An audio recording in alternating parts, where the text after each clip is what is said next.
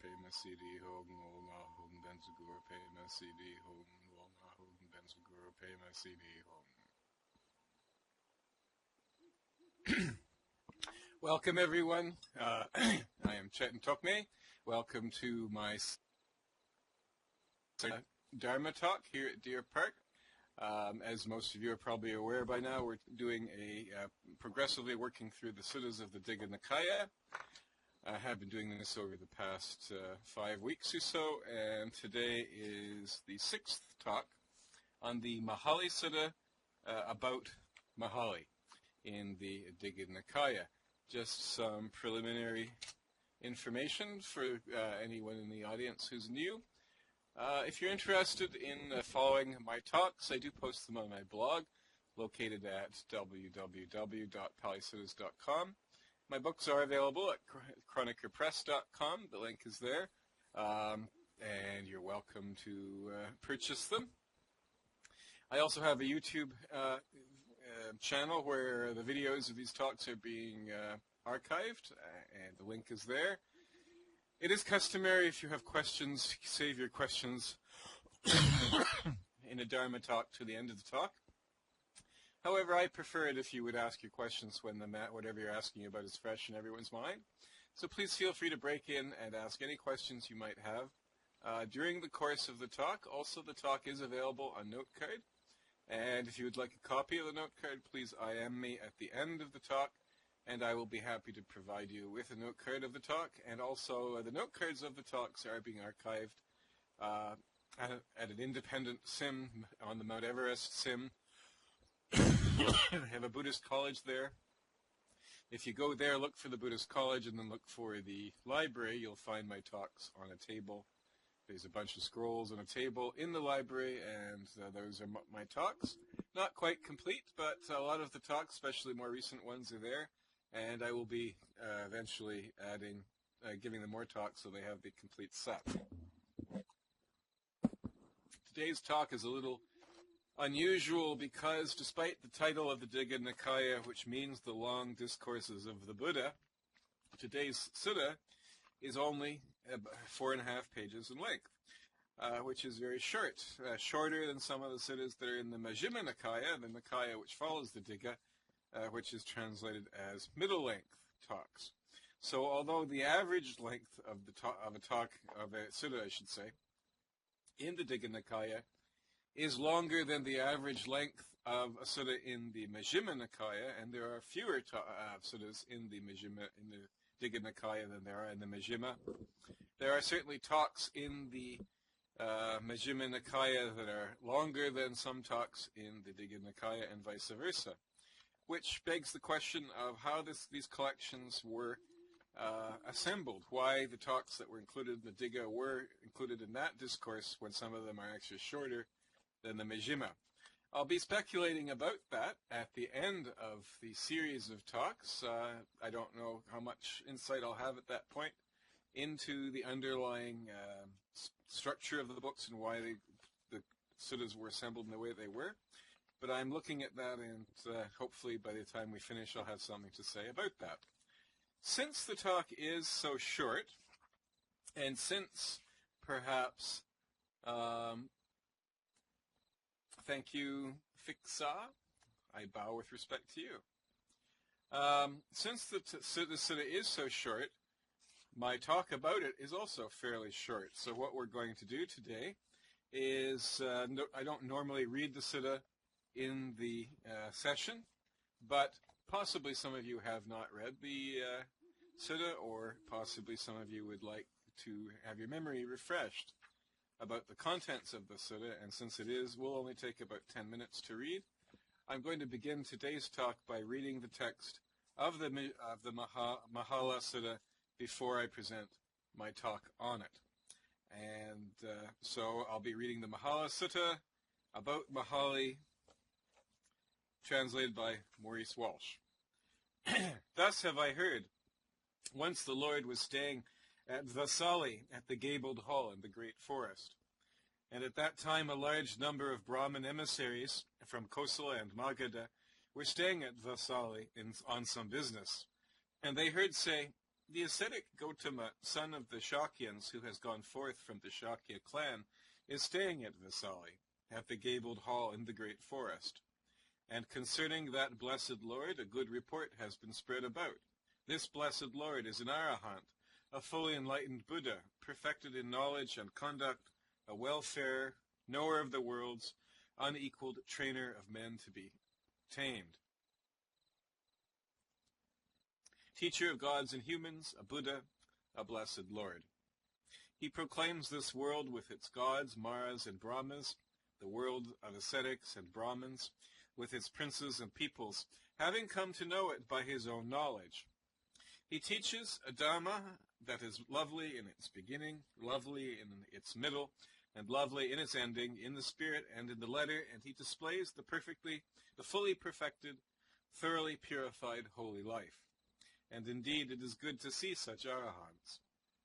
And so these Brahmin emissaries from Kosala and Magadha went to the great forest, to the gabled hall.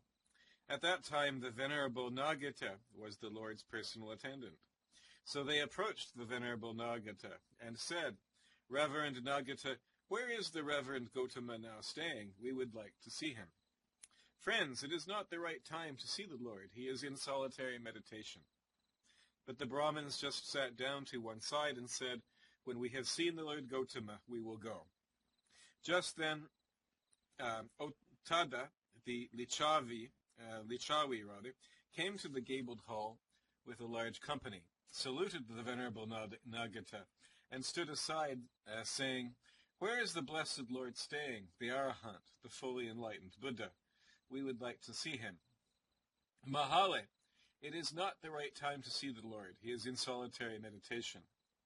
But Ottada just sat down to one side and said, When I have seen the blessed Lord, the Arahant, the fully enlightened Buddha, I will go. Then the novice Siha came to the Venerable Nagata, stood aside and said, Venerable Kassapa, these many Brahmin emissaries from Kosala and Magadha have come here to see the Lord, and Ottada, the Lichawi, too, has come with a large company to see the Lord. It would be well, Venerable Kassapa, to allow these people to see him. Well then, Siha, you announce them to the Lord. Yes, Venerable Sir, said Siha. Then he went to the Lord, saluted him, stood aside, and said, Lord, these Brahmin emissaries from Kosala and Magadha have come here to see the Lord. And Ottada, the Lichawi, likewise, with a large company. It would be well if the Lord were to let these people see him. Then Siha, prepare a seat in the shade of the dwelling. Yes, Lord, said Siha, and did so. Then the Lord came out of his dwelling place and sat down on the prepared seat. The Brahmins approached the Lord. Having exchanged courtesies with him, they sat down to one side. But Ottada did obeisance to the Lord, and then sat down to one side, saying, Lord, not long ago Sunakata the Lichawi came to me and said, Soon I shall have been a follower of the Lord for 3 years. I have seen heavenly sights, pleasant, delightful, enticing, but I have not heard any heavenly sounds that were pleasant, delightful, enticing. Lord, are there any such heavenly sounds which Sunakata cannot hear, or are there not? There are such sounds, Mahali. Then, Lord, what is the reason, what is the cause why Sunakita cannot hear them? Mahali, in one case, a monk facing east goes into one-sided samadhi and sees heavenly sights, pleasant, delightful, enticing, but does not hear heavenly sounds. By means of this one-sided samadhi, he sees heavenly sights, but does not hear heavenly sounds.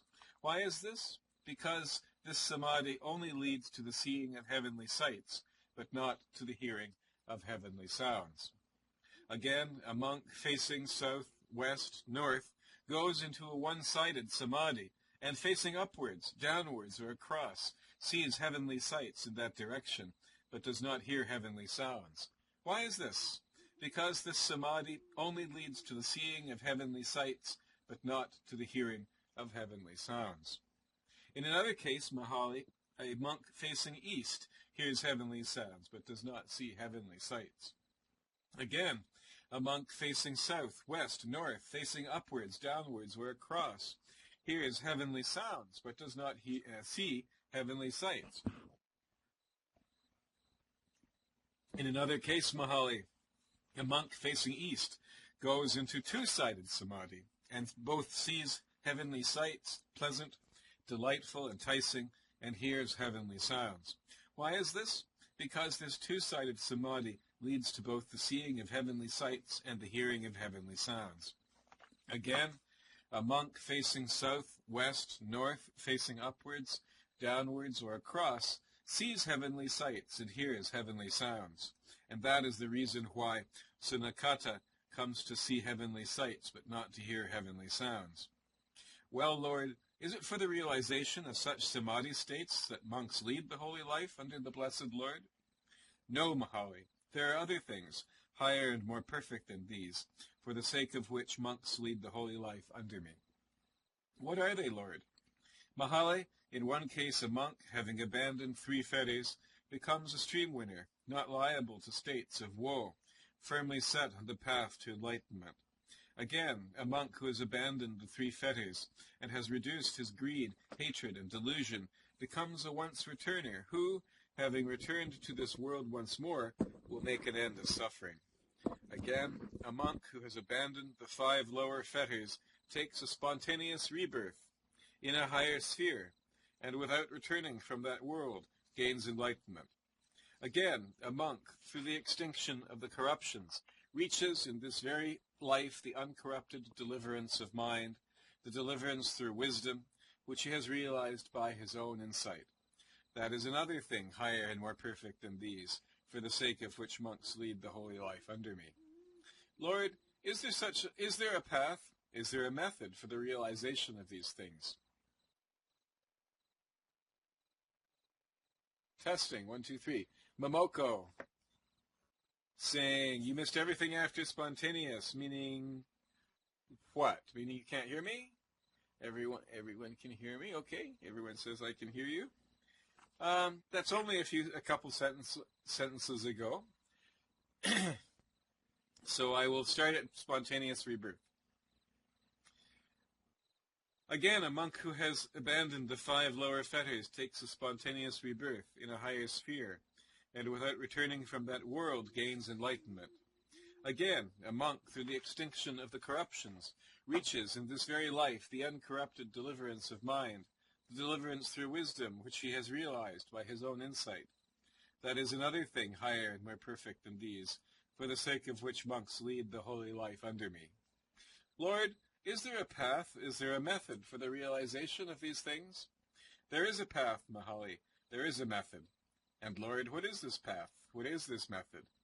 It is the noble eightfold path, namely right view, right thought, right speech, right action, right livelihood, right effort, right mindfulness, and right concentration. This is the path, this is the way to the realization of these things. Once, Mahali, I was staying at Kosambi, in the Kosita Park, and 2 wanderers, Mandisa and Jalia, the pupil of the wooden bowl ascetic, came to me, exchanged courtesies with me, and sat down to one side.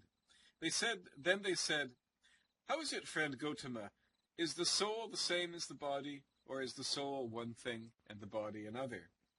Well now, friends, you listen, pay proper attention, and I will explain. Yes, friend, they said, and I went on. Friends, a Tathagata arises in the world, an Arahant, fully enlightened Buddha, endowed with wisdom and conduct, welfare, knower of the worlds, incomparable trainer of men to be tamed, teacher of gods and humans, enlightened and blessed. He, having realized it by his own super-knowledge, proclaims this world with its devas, maras, and brahmas, its princes and people.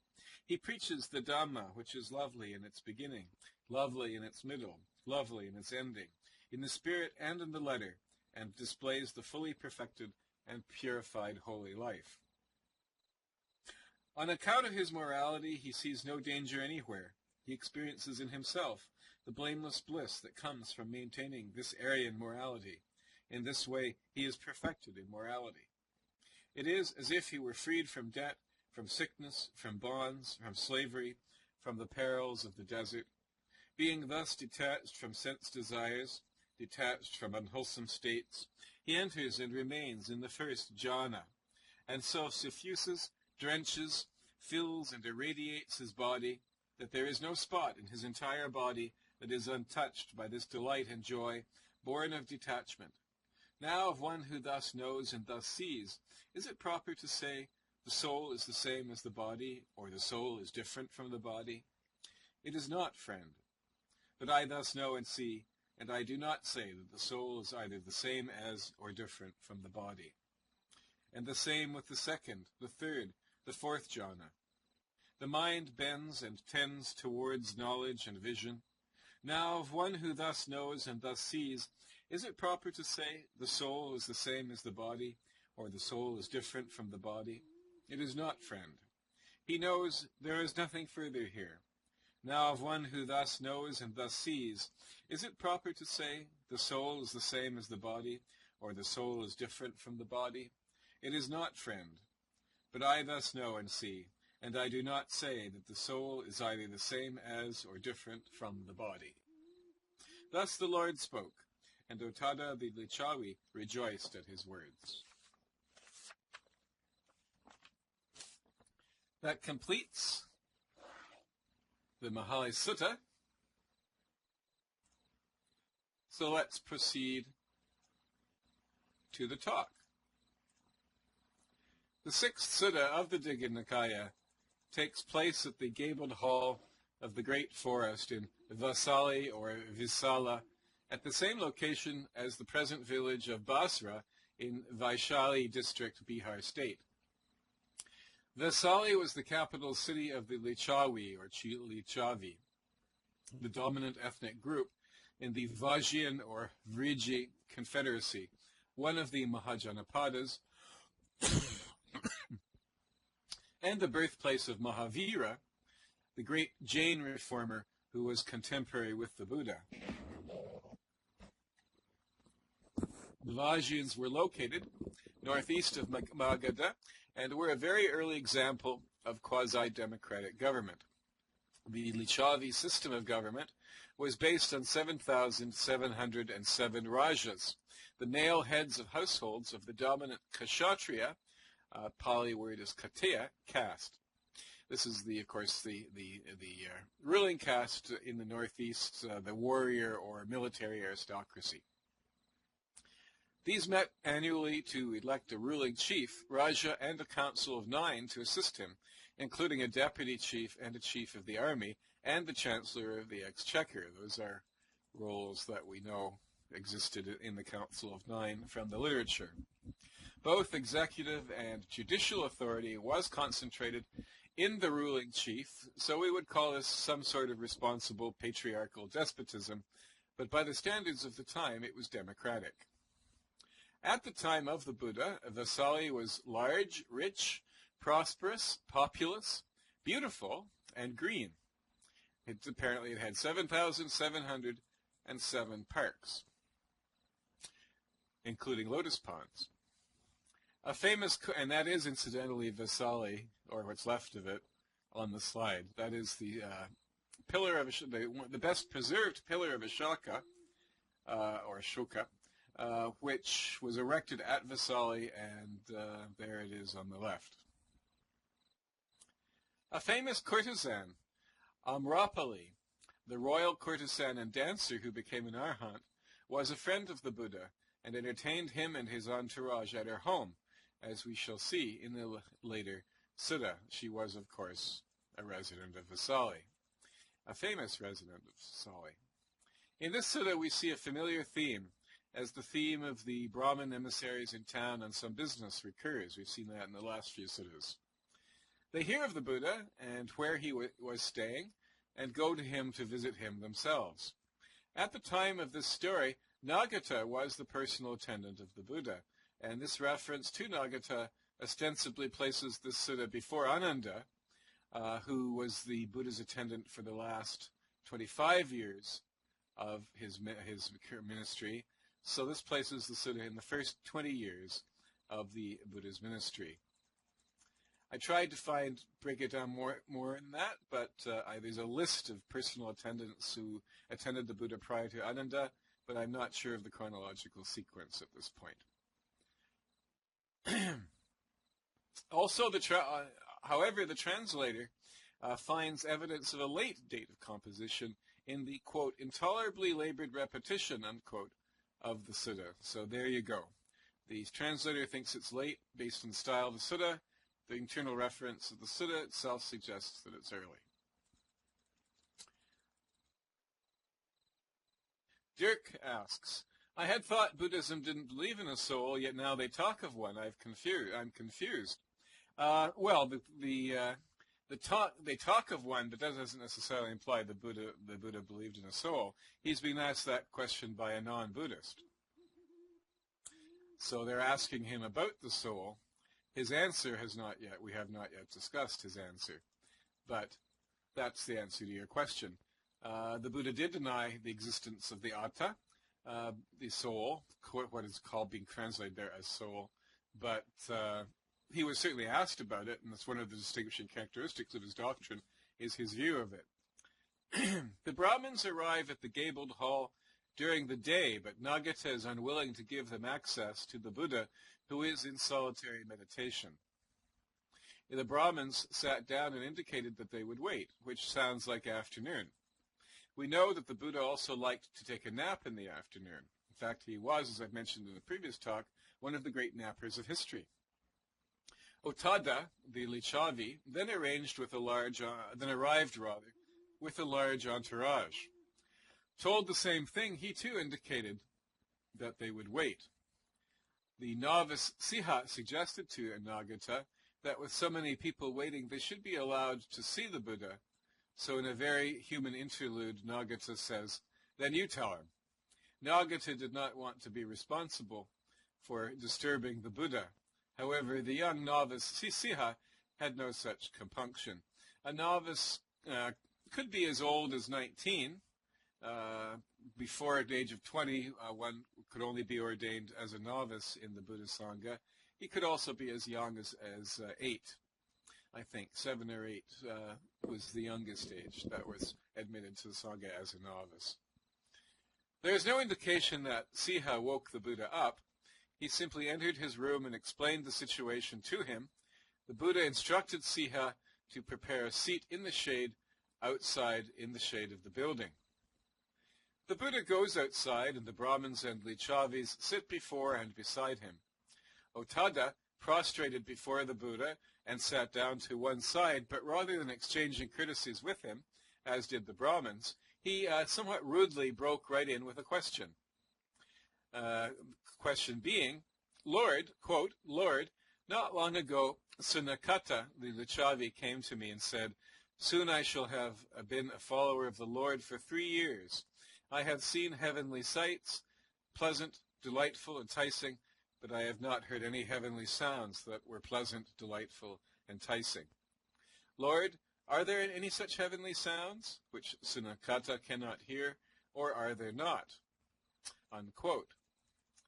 Sunakata, the Lichavi, is famous for leaving the Buddha in the 24th Sutta of the Digha Nikaya, so we'll be coming to him again, because the Buddha did not perform miracles or teach the beginning of things.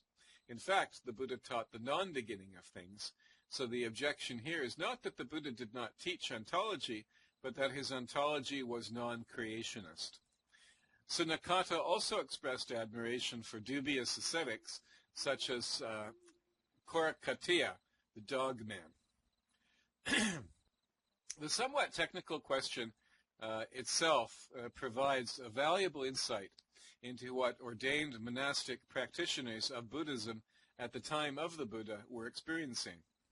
The phenomena described, pleasant and delightful, enticing, heavenly sights, phoenix aglow, says.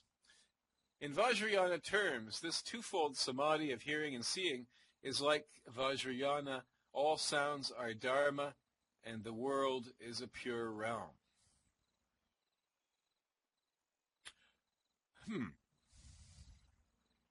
You'll have to explain that question to me in a little more detail. I'm not quite grasping what the connection that you're making between hearing and seeing, the samadhi of hearing and seeing, and the Vajrayana doctrine that all sounds are Dharma and the world is a pure realm. Could you elaborate that a little more?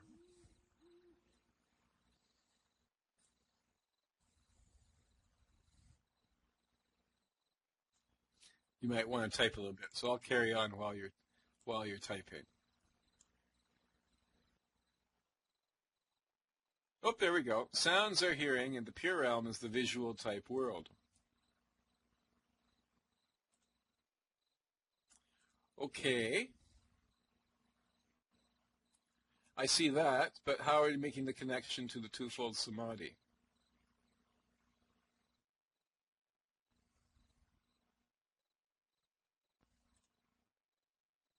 I don't think it's quite as theologically sophisticated as you're implying. As I'm about to discuss in yoga, sounds are here. Oh, my question was their connection.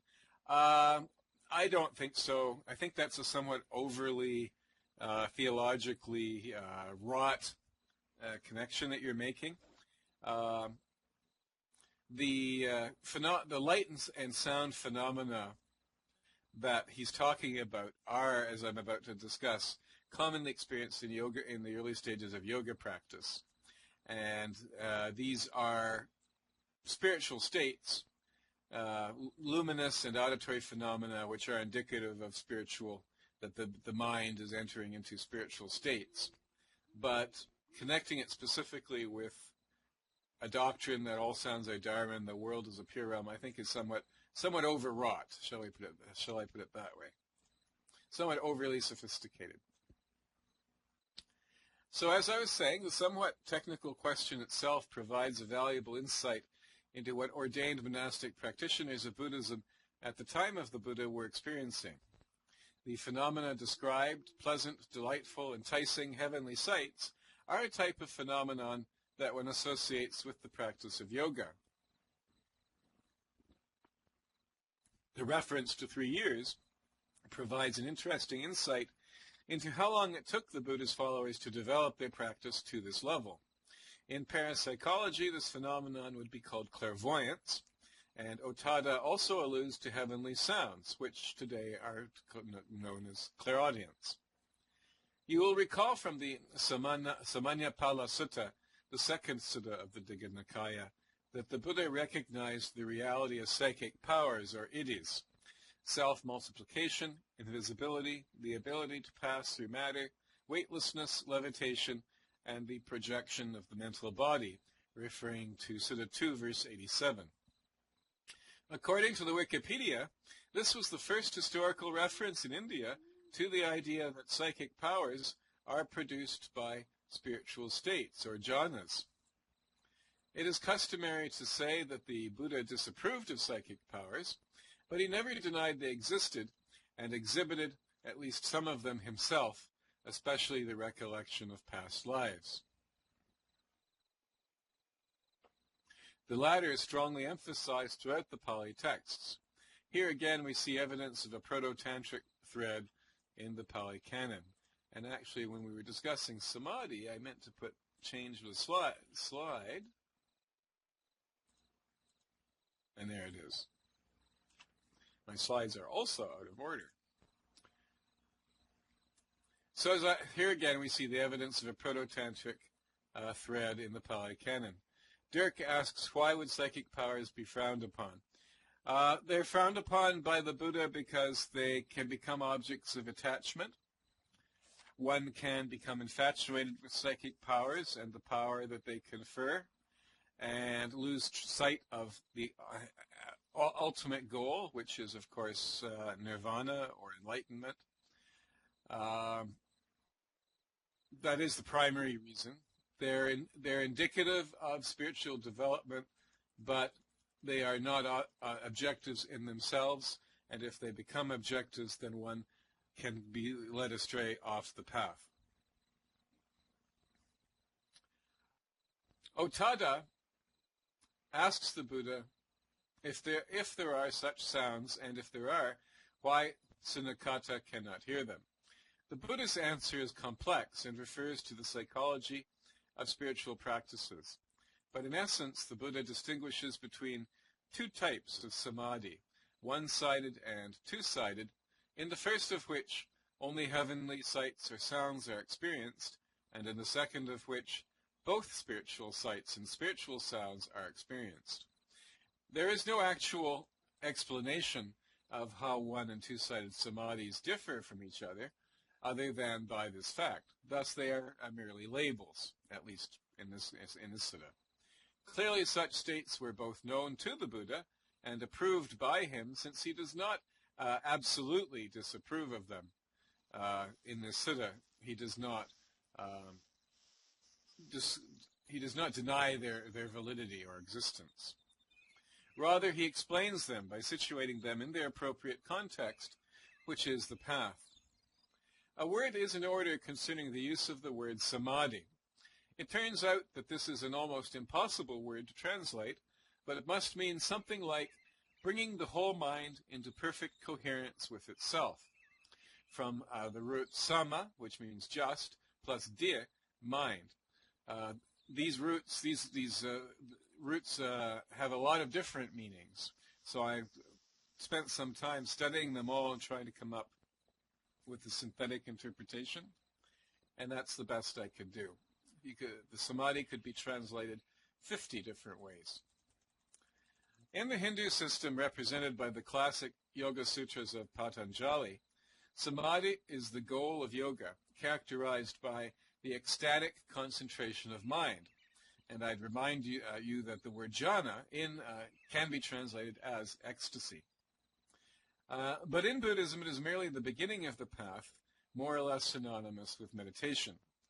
The practice of samadhi purifies negative karma, generates merit or punya, creates energy or virya, confers insight or prajna, and ultimately carries the practitioner to the exalted heights of right effort, right mindfulness, and right concentration, which lead to nirvana.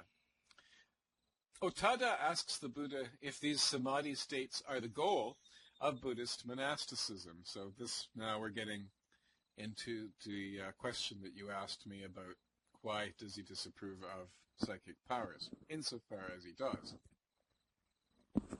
The Buddha answers that the samadhi states are not the goal, but that there are other higher and more perfect states to which they aspire. Otada asks the Buddha what these are. The Buddha's response is very instructive. Rather than deny the value of the samadhi states, the Buddha appears to recognize and accept them as an inferior but necessary stage of the path, which is followed by a superior stage that is the Dharma way proper. However, he never disparages the samadhi states in any way. He simply places them in their appropriate context, which is the path, not delusion. In the West, we tend to think of psychic states as delusions. So it's important to recognize that although they are certainly not the central focus of Buddhism, they are not denied either. Therefore, the path itself has a lower and a higher aspect, similar in fact to the distinction between the path of the householder or the lunar path and the path of the monastic or the solar path. The first goal of the Buddhist path beyond the samadhi states is that of the stream winner, which is attained by overcoming the three fetters, belief in a self, doubt, and attachment to rites and rituals. When these fetters are overcome, one will find awakening within 7 rebirths. A stream winner who reduces his greed, hatred, and delusion becomes a once-returner, who will only be reborn as a human being. Phoenix Aglow says that's like understanding emptiness. Stream winner? I would say true comprehension of emptiness. The true comprehension of emptiness would confer a higher attainment than that of stream winner. Stream winner is an individual who has achieved perfect wisdom or right view, and thereby is guaranteed enlightenment within 7 rebirths. Technically, that's what a stream winner is. So, the first goal of the Buddhist path beyond the samadhi states is the state of a stream winner, which is attained by overcoming the three fetters: belief in a self, doubt, and attachment to rites and rituals. When these fetters are overcome, one will find awakening within 7 rebirths. A stream winner who reduces his greed, hatred, and delusion becomes a once returner, who will only be reborn as a human being once more before attaining awakening. The abandonment of the 5 lower fetters, especially sensual desire and ill will, leads to apapatika, spontaneous rebirth in a deva sphere, followed by awakening. The devas are, of course, the higher spiritual beings. This is the state of a non-returner. This incidentally addresses the question of whether devas can attain awakening. It is certainly true of arhants, reborn as devas, and there are devas who are Buddhists, at least. There's a lot of discussion in the literature as to whether or not a deva can achieve enlightenment or only a human being can. Finally, a monastic who extinguishes the corruptions, the craving for sensual pleasures, existence, and ignorance, experiences, quote, the uncorrupted deliverance of mind, the deliverance through wisdom, which he has realized by his own insight, unquote. The reference for that is Sutta 6, verse 13, and he becomes an arhat. And there he is, an arhat, sitting in the mouth of something. Dragon, I think. I particularly like that picture because of the eyes. Phoenix Aglow asks, is rebirth in the Western pure realm like being reborn as a deva? The pure realms are very, very similar to the Devic realms, the higher spiritual realms. The difference being that the pure realms seem to be ontologically given in some sense, and that's actually a question that it interests me, and I have no further insight into that yet. But the structure of samsara seems to be, although it is created by the perceptions of its inhabitants, there does seem to be a structure to it which is objective and doesn't change. Whereas the pure realms are creations. They're created by a Buddha or a Bodhisattva. I think possibly a Bodhisattva can create a pure realm. I'm not quite sure of that. Pure Land Buddhism isn't my specialty. But a pure realm is a spiritual realm which is created by a Buddha for his followers, those who devote themselves to him, so that they can be reborn in a relatively easy state where they can aspire, from which they can aspire to enlightenment. So there are some differences between pure realms and Deva realms. Deva realms are ontologically given, pure realms are created. Another difference is that Deva realms are characterized by extreme pleasure, and therefore the Devas are very disinclined to pursue spiritual practice, whereas the pure realms were created specifically for the purpose of spiritual practice.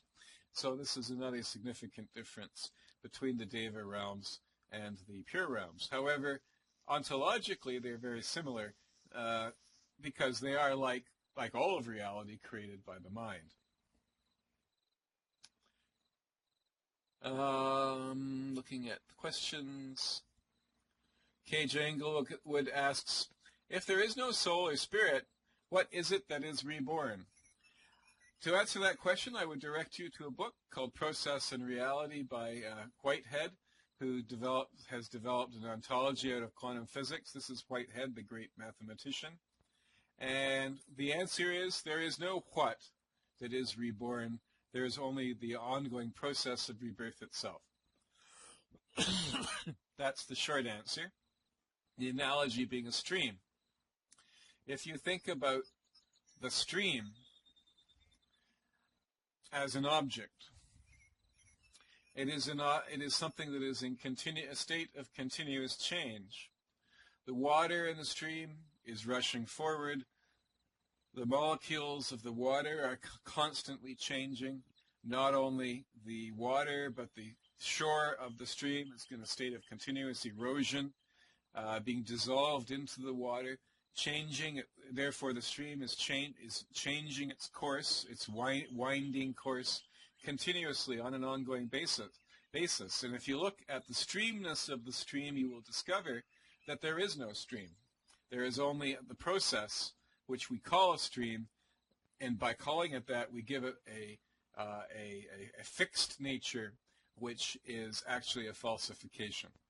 And that is essentially the Buddha's view of the self, or atta. Argus Portal asks, what KJ Englewood asked is still my problem. Often there is a stream of consciousness mentioned, but that doesn't satisfy me. The stream of consciousness, the Santana, that is the doctrine.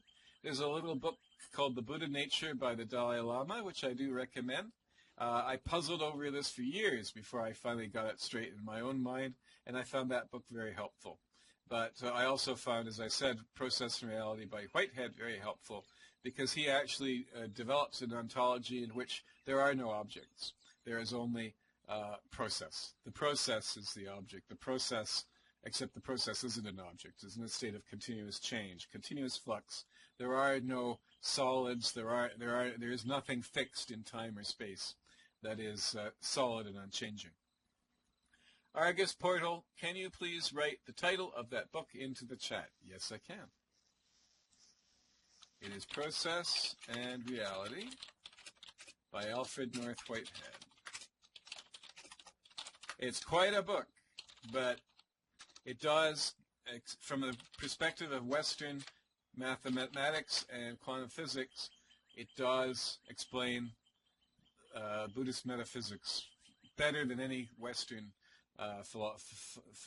philosophical book or philosophical system that I'm aware of. Okay, I think that's all the questions. Phoenix Aglow says, good question, KJ. Is not rebirth like saying there is a soul?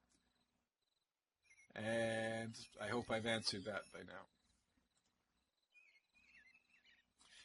The Buddha certainly doesn't deny there is something that we experience as self. What he's addressing is its nature. He speaks about the self just as often as he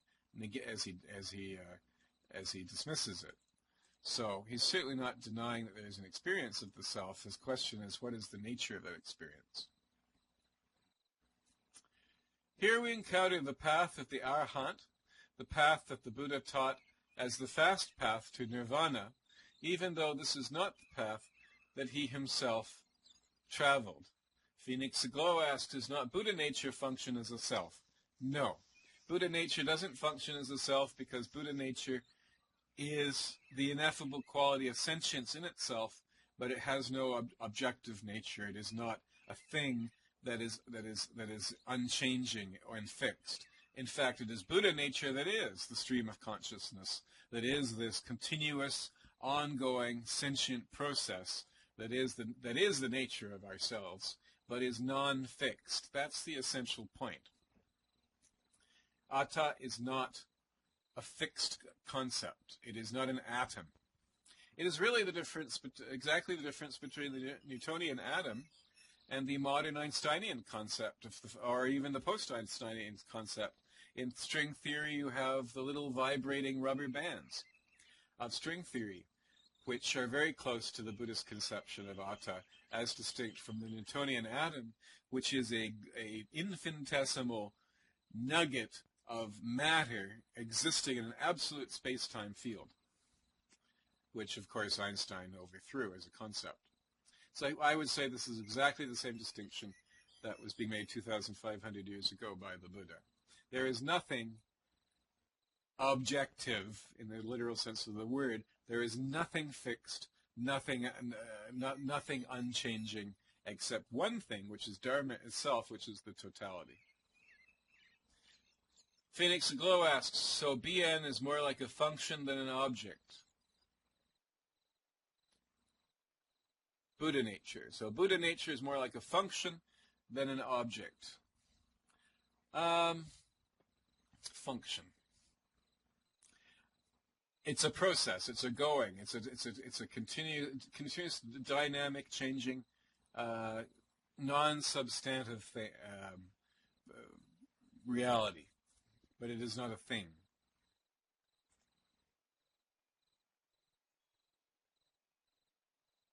Okay, so back to the path of the Arhat. Here we encounter the path of the Arhat, the path that the Buddha taught as the fast path to nirvana, even though this is not the path that he himself traveled.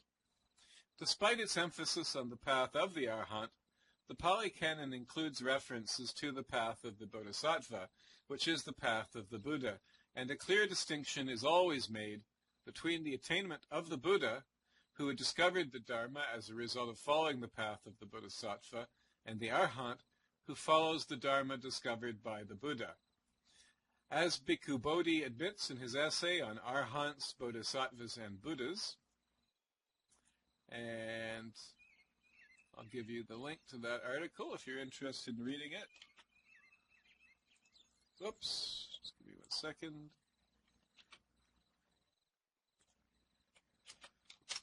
There we go.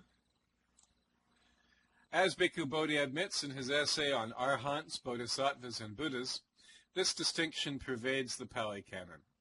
Although the Arhat, too, attains a kind of wisdom, his preeminent attainment is dispassion, based on the negation of desirous attachment, the 8th and 9th nidanas, or links, of the chain of the conditioned arising, the Paticca Samuppada, the famous doctrine of dependent co-origination, it's also translated as. Whereas the preeminent attainment of the Buddha is absolute wisdom, the negation of ignorance, the ultimate root cause, the first nidana or link of the chain of conditioned arising. Therefore, if Buddhism has a God, it is ignorance or not knowing. Thus, both the path of the Bodhisattva and its superiority to the path of the Arhat is explicitly recognized in the Pali Canon, and this is not a Mahayana innovation. It's right there in the Pali Suttas. The distinction between the Arhat and the Buddha corresponds to the distinction between desirous attachment and ignorance, which in turn correspond to the distinction between wisdom and virtue. The highest state is the mind, delivered by wisdom and insight, the cure of ignorance, the ultimate root cause of samsara. Beyond this, there is only the path. Ottada asks the Buddha if there is a path or method that leads to these higher states. The Buddha reveals the Noble Eightfold Path. Quote, "This is the path, this is the way to the realization of these things." Unquote. The Noble Eightfold Path, Sanskrit, is Arya Stanga Marga. Pali is Aryo Atangiko Mago. Arya Stanga Marga and Aryo Atangiko Mago is the true Eightfold Way that leads to the higher states. This way is a series, like any path, a point made by Dr. Peter Macefield. If you've attended my talks in the past, I've mentioned him from time to time. Beginning with right view, samadhiti, perfect wisdom, and ending with right concentration, samadhi, perfect attention, through 3 modes, wisdom, or prajna, virtue, or sila, and samadhi, and in that order. From the perspective of one approaching the path, the outer aspect of the path, therefore, is wisdom, its inner aspect is virtue, and its ultimate aspect is samadhi. The Buddha then told Ottada the story of an experience the Buddha had had in Gosita Park in Kosambi. Nandisa and Jalaya, 2 wanderers, asked the Buddha, quote, and here we are now getting to the crux of some of the questions you've been asking about the soul.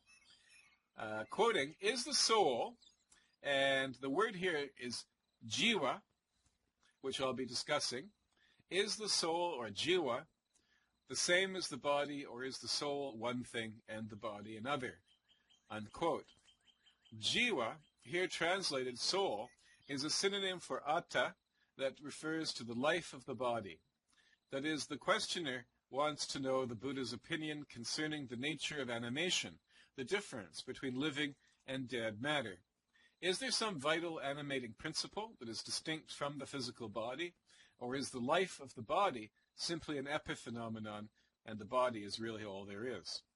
The Buddha's answer is subtle and nuanced. Quote, I do not say that the life is either the same as or different from the body, unquote. Although this threatens to turn into a tetralemma, you'll remember our discussion of the tetralemma in the first sutta in connection with the first sutta of the Digha Nikaya. Although this threatens to turn into a tetralemma, that is to say the fourfold, the logical alternatives, A is A is not A is both A and not A is neither A nor not A. That structure, which is common, occurs commonly throughout the Pali Canon. Although this threatens to turn into a tetralemma, it is not. This can be interpreted in various ways, such as a refusal to answer the question, an expression of agnosticism with respect to the question, a refusal to make the distinction implied, that is, rejection of the premise, and a statement that the question is meaningless and therefore has no answer. But by not saying that life is the same as or reducible to the body, the Buddha affirms the individual, transcendent, sentient continuity or mind stream, the santana, whereas by not saying that the life is different from the body, he affirms the intuition of the body as sentience.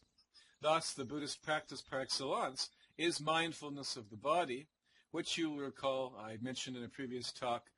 Buddhaghosa refers to the Buddhist attention to the body as a distinguishing characteristic of the Dharma unique to the Buddha. The story of Mandisa and Jaliya is repeated in the 7th sutta of the Digha Nikaya, the Jaliya Sutta, which is, of course, the next sutta in our reading list. So we just save a week, since there's no point discussing the same content again. So we'll skip the next sutta and go on to the Mahasihanada Sutta, the speech of the great lion's roar, which is the 8th sutta of the Digha Nikaya, and that will be the one which we will be discussing next week. That completes my talk. Before we conclude with the dedication of merit, whereby we dedicate the merit of this talk to all beings, does anyone have any questions or anything they would like to discuss with respect to this sutta?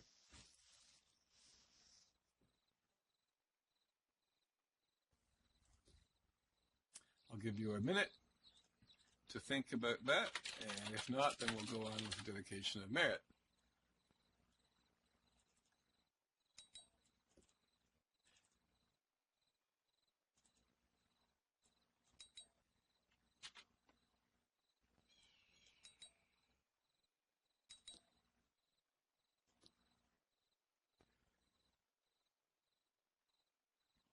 What were the subjects of the last two slides, Momoko asks. Okay.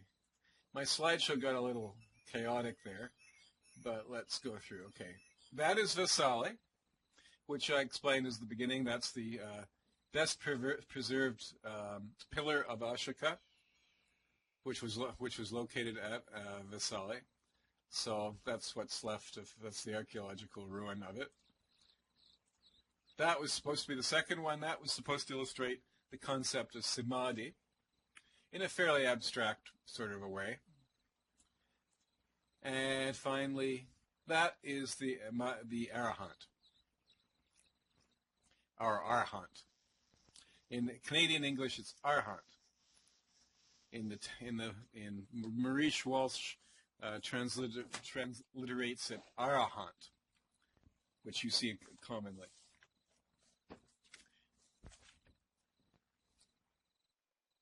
I particularly like that because of the staring eyes, which remind me of Padmasambhava a little bit, and also the fact he's sitting in the mouth of a dragon. I assume that's a dragon. I assume that's a Chinese picture. Okay, it seems that there are no questions. So, once again, don't forget, if you would like a copy of the note card, please IM me, and I will send you a copy. It's also on my blog.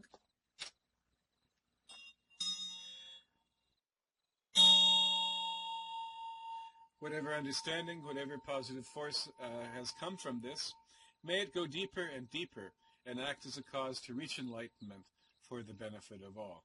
Thank you once again for this opportunity to discuss Dharma. It is my pleasure and privilege. Namaskar.